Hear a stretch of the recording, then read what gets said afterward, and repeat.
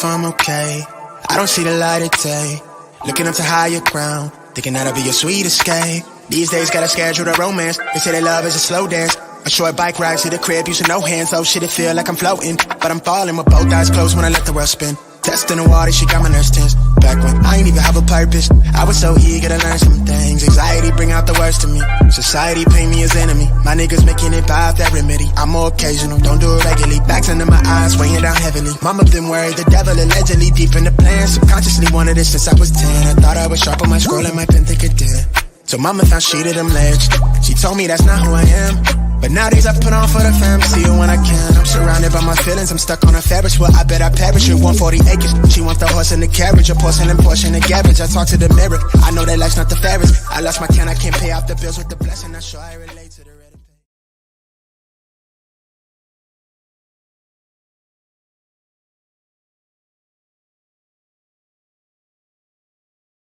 Well, first of all, listen, it's interesting about all these young guys today. They never call on us and say, hey, thanks for the kind word and telling me how great a player I am. But when they play like crap and we call them out, we don't know what we're talking about. Listen, I'm easy to find.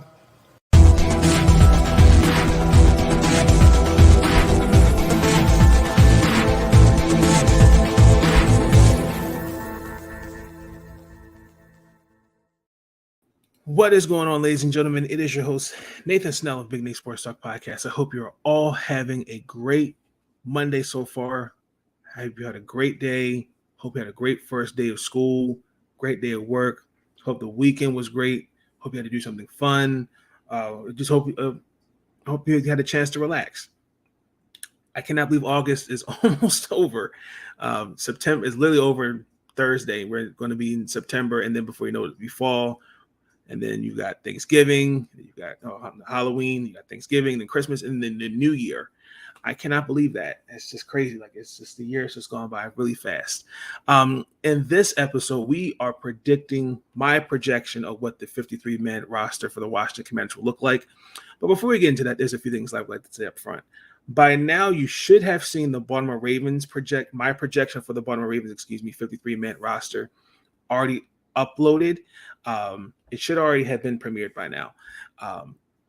As I said in that video, be on the lookout for those episodes coming down the pipe. Episodes 11, 12, 13, 14, 15. They'll be out soon. Now, with the Washington Commanders, it was yesterday, it was reported that there was an attempted carjacking and Brian Robinson was shot. He was treated for non-life-threatening wounds. He had a surgery today, and it was successfully well.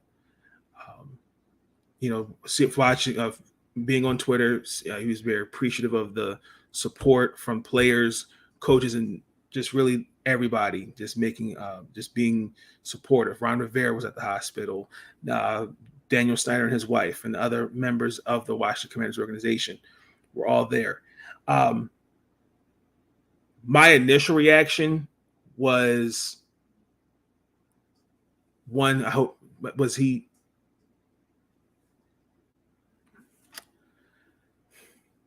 that let me take it back. I had two reactions. So my first reaction was I hope that it wasn't life-threatening. That was one. And then number two, he was playing, so he had a great preseason. Would this have an effect going forward? And I say that to say that he should not rush back. You've got 17 games. The most important thing for Brian Robinson to do is make sure he's mentally, emotionally, spiritually, physically well. Those things are important. Football will always, it's not going anywhere because that's a traumatic experience.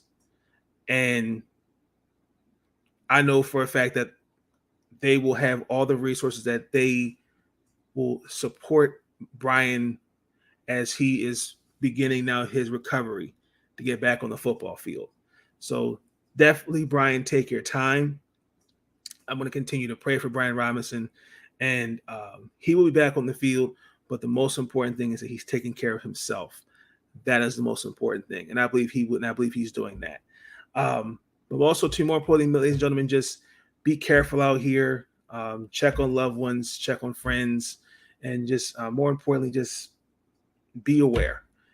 That's my take on it. Just be aware. But as far as the 53-man roster goes, I've had an idea when I did my mock rough draft of what this Washington football team is going to look like come week one. I could see a couple things happening. So the Washington Commanders could actually keep 54 players on their roster because there is somebody by the name of David Baba who was signed through the International Players Pathway Program. And after Tuesday, they can keep 54. But I see Washington making some moves. And you're going to see, as I'm going through with this each position by position, where Washington could use some help. But let me start off by saying this. It was a decent preseason. I think Ron Rivera made it clear that he knows who is starting and who's working for their jobs. He made that clear pretty much he's made that vehemently clear. And especially at the start of camp. The three quarterbacks that I have making the roster, they're no-brainers. They have been set in stone without a shadow of a doubt. Ron said Saturday that there was 4 to 7 roster spots still up for position change. They have until tomorrow 4 p.m. to make those changes, to make the cuts. And I think this is definitely going to be some interesting cuts. I mean, we're looking at wide receivers, tight ends, safeties. It's definitely, I think the Baltimore game really kind of set in stone what I think the Washington Commanders would look like. I'm not saying that, but I'm just saying I think how I'm trying to phrase it is, I think before this game in Baltimore, Ron knew what his team would look like. Now, when you look just compared to the other two games, Washington's defense did better, holding Baltimore to 9 first downs compared to the other 22 first downs. They allowed just 21 yards in rushing, 1 third down conversion, 8 tries. Those are improvements that I saw. Now, again, I don't know between the 31st and September 11th, the opener against Jacksonville. I don't know. I could really see some additions off waivers being made. So we're going to start on the offensive side of the ball. And this was no-brainer. Carson Wentz, Taylor Heineke, and Mr. Samuel Howe. Shout out to Sean Spencer, Tar Heels. Carson Wentz has all the confidence. I think this is, to me, a no-brainer. When healthy and focused and I believe motivated, I feel like there's stability at the quarterback position for Washington. I've made it clear, and I'm not backing down from that. I project the Washington Commanders to win 10 games this year. I'm sticking with that. Now, the supporting cast that he has, I think, is better than what he's had in Philly, in Indianapolis, which a lot of people last year like to gloss over, but we're not going to get into that. Taylor Heineke is a solid backup quarterback. Nothing more, nothing less. The year Washington won the division, he was just the spark plug that the team needed. Sam Howell has proven that he can be a potential franchise quarterback for the Washington Commanders. Hell, he could even be the backup quarterback. But for right now, he'll be learning behind Carson and Taylor Heineke. Nothing more, nothing less. The running back position. I had 4 running backs. This was pretty fair for me, honestly. I don't for Brian Robinson was definitely going to be the number 1 starting running back, and I feel like that's put a damper on things. But I feel like, again, when I look at the running position, I don't think you'd look for another running back. Yes, I understand Antonio Gibson has a case of fumbleitis, but you still got J.D. McKissick, who, when he gets touches on the ball, he produces. And, like, I don't think that's fair to take away from McKissick or Jarrett Patterson. Yes, I know, Jarrett Patterson, he's still young, but I don't feel like if we take away from him, like, I mean, he was the lone draft free agent. He started all 17 games last year. And I feel like if you bring a running back in here, I think was it Sonny Michel that was cut today, he's going to need a minute to learn the system and those things. I feel like work with what you have. I think that's what Washington should do. Like, for right now, let's keep these 4 running backs. I kind of seen it like that. Nothing will change. And again, because of Antonio Gibson's performance in the preseason and the way Brian Robinson coming into camp had played so well, Brian made it clear that Antonio Gibson is going to be the kick returner, but we don't know how much he's going to be involved on the offense. That's the kicker. So we'll see. But these are my 4 running backs to make it for the Washington Commanders. Wide receivers, this was actually tough. I made a short on YouTube, particularly with one De'Ami Brown, figuring like this was his last opportunity as a 3rd-round draft pick.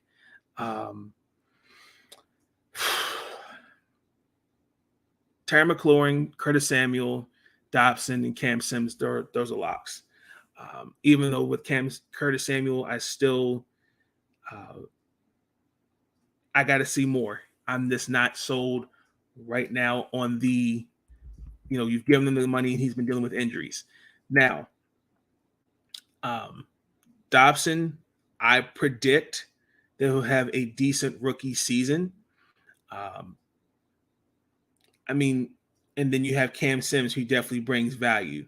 Now, De'Ami Brown, I don't know what it is. He's just been very disappointing.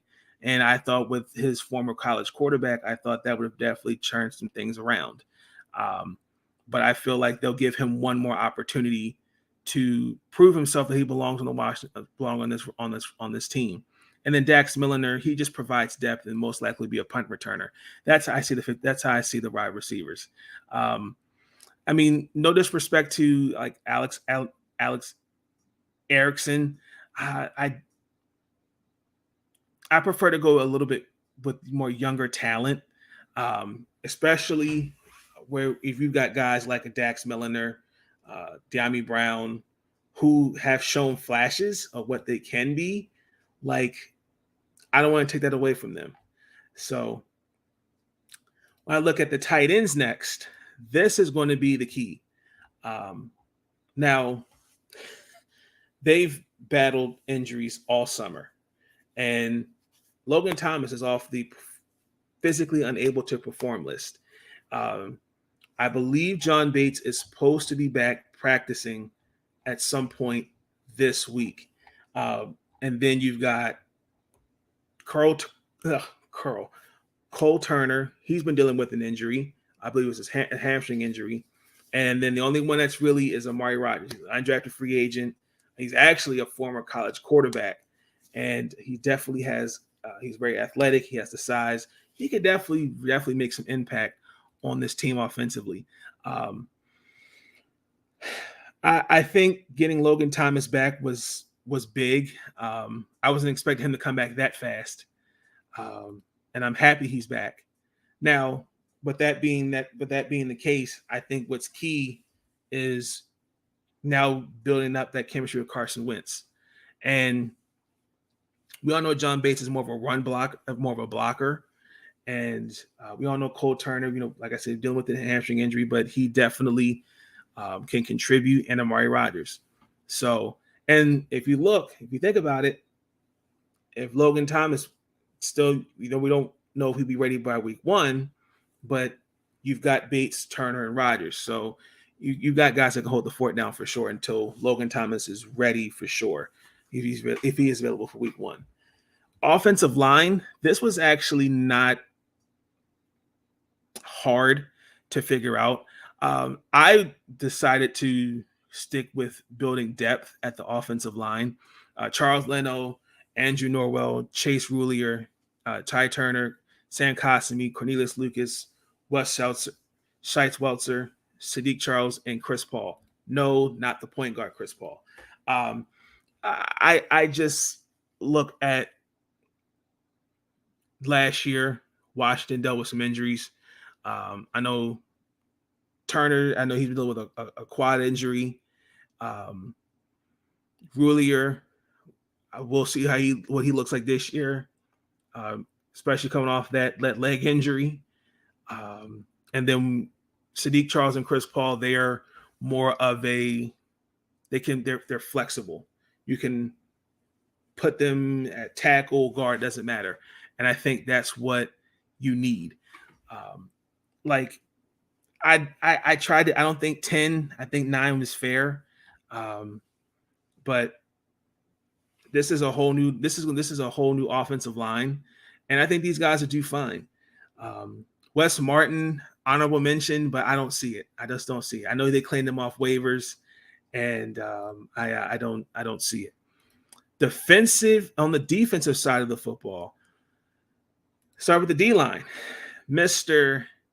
Jonathan Allen, Deron Payne, Montez Sweat, James Smith-Williams, Phildarian Matthews, Ife Obowade, Casey Toohill, and Shaka Toney. My honorable mention for defensive line was Mr. Daniel Wise. Now, this is going to be tough because now this defense is going to have this defensive line, for the next 4 to 5 games. Chase Young's not there. So you're going to expect guys to step up, and they're going to have to adjust. So you're probably going to see Washington mix it up. You're probably going to see a potential. You can see Washington go with, example, 5 defensive ends. You'll probably mix it up on the defensive side. Probably want more size in the interior. Who knows? Okay. Now, the only reason why I say that, I think these guys are pretty good. We know Deron Payne, he's going to look for a payday. We all know what Jonathan Allen, Montez Sweat are going to bring. Shaka Toney, Case Toohill, Mathis. These are all excuse me. These are all depth, and I think you need that. And with Chase Young not there, that definitely will be key. So I could see Washington adding a defensive lineman here, veteran off waivers. I don't know who that would be. And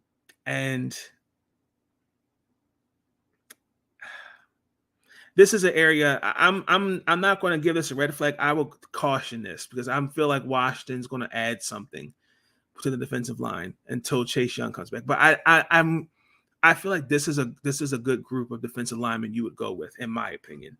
The most disappointing position that Washington has not addressed is the linebacking position, and I went with Mr. Jamin Davis, Cole Holcomb, David Mayo, and Kalike Hudson. Arguably the weakest position for Washington, and I'm just still mind-boggled that no effort to upgrade it whatsoever. But knowing Washington and seeing their games, they've only used 2 traditional linebackers, and it's just Cole Holcomb and Jamin Davis. And this is where I see them adding a veteran for sure. Hudson is more of a special teamers, and David Mayo, you bring him in for blitz packages for a run or something like that. That's pretty much how I see those two guys. But I would like to see them look at a position at a linebacker. I suggest Christian Welch if he's cut. Trey Flowers was out there before he signed with the Miami Dolphins. There's a couple options out there that they could sign. Just got to wait and see what's out there. Next, defensive backs. This was interesting. I feel like this is what it could look like. Kendall Fuller, William Jackson III, Brandon St. Just, Corn Edler, and Christian Holmes. I feel a couple things on this. So one can make the argument that they could keep 5 or 6. Take it or leave it. Now, Christian Holmes definitely had a good preseason game, had a good preseason. Corn Edler coming from Carolina, he definitely, according to what Ron was saying in the post and the media calls, is that he's had a terrific camp all summer. He earned his spot. It's just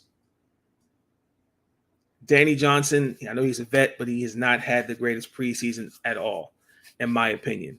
And I feel like those are the 5 guys that you can keep.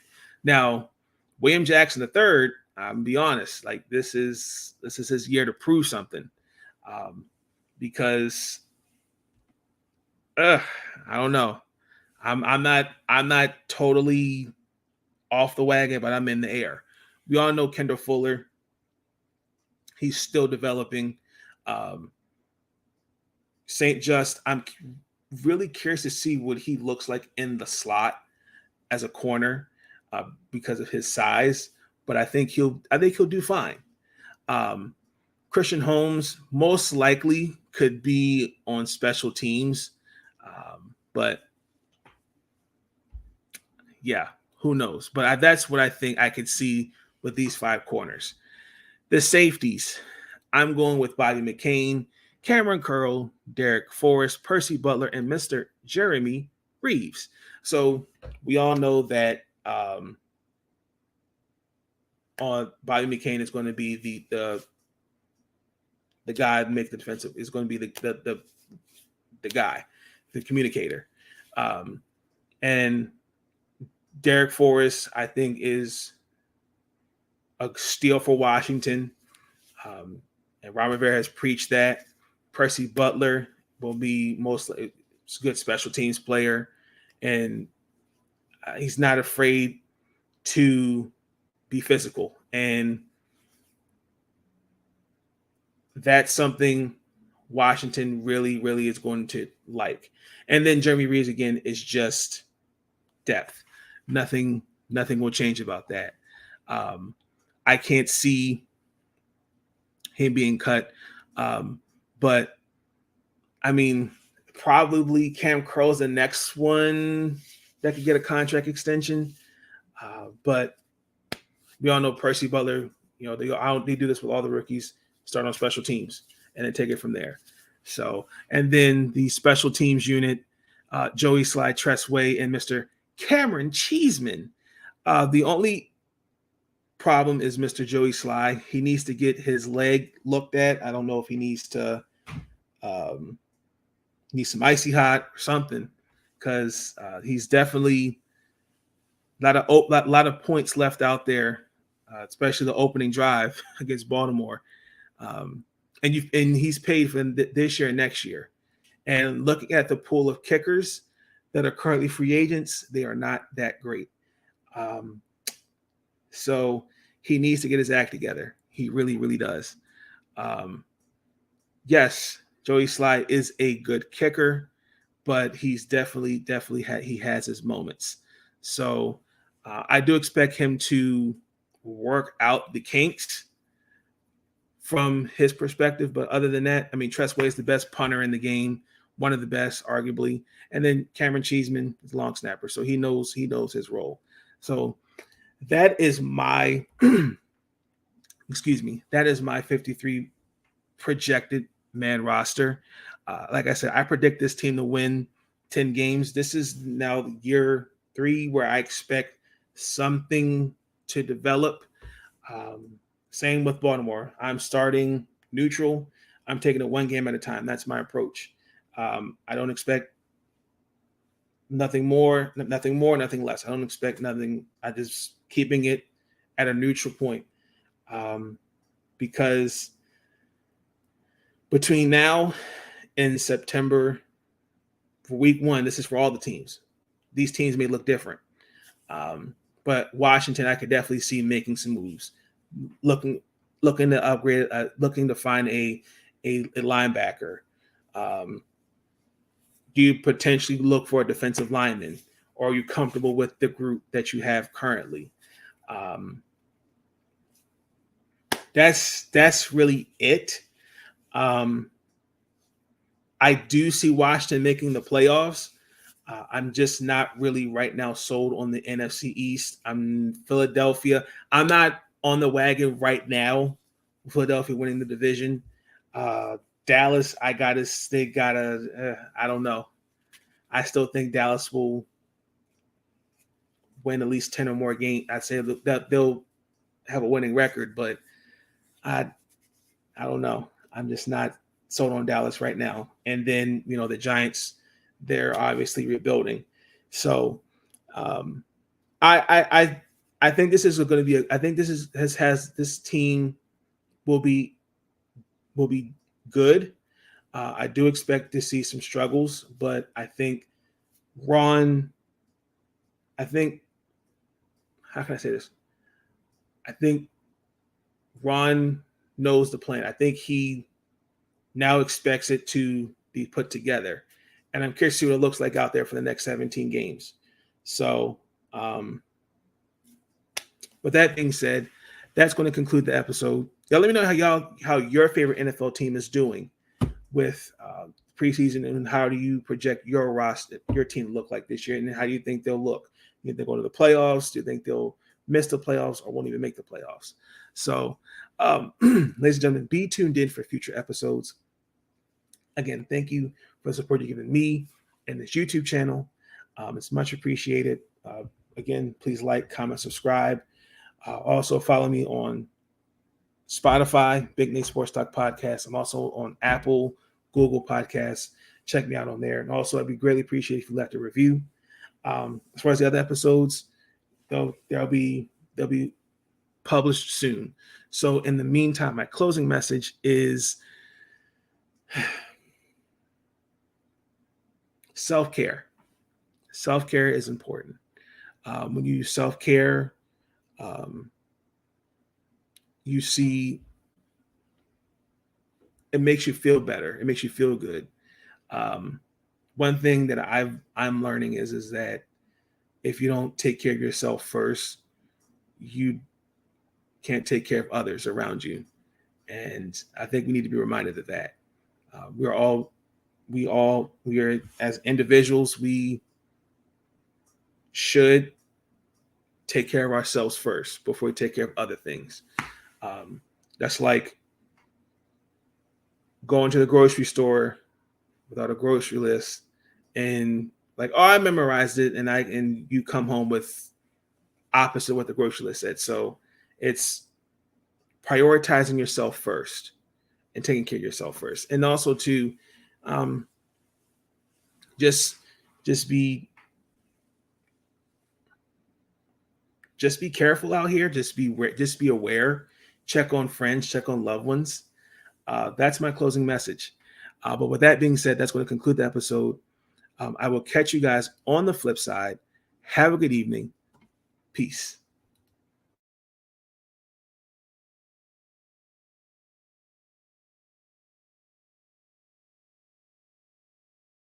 But I get sick of these guys complaining. These young guys, they never call us and say, when a coach is wrong, I'm going to call him out. But when players are wrong, I'm going to call them out. Thanks for the kind words. But listen, I'm going to criticize guys that they deserve it. And listen, they can kiss my ass if they don't like it. Thank you for tuning in to Big Nate Sports Talk. If you enjoyed that episode and you want to see more content, be sure to like, comment, and subscribe. Bring your sports game on Big Nate Sports Talk.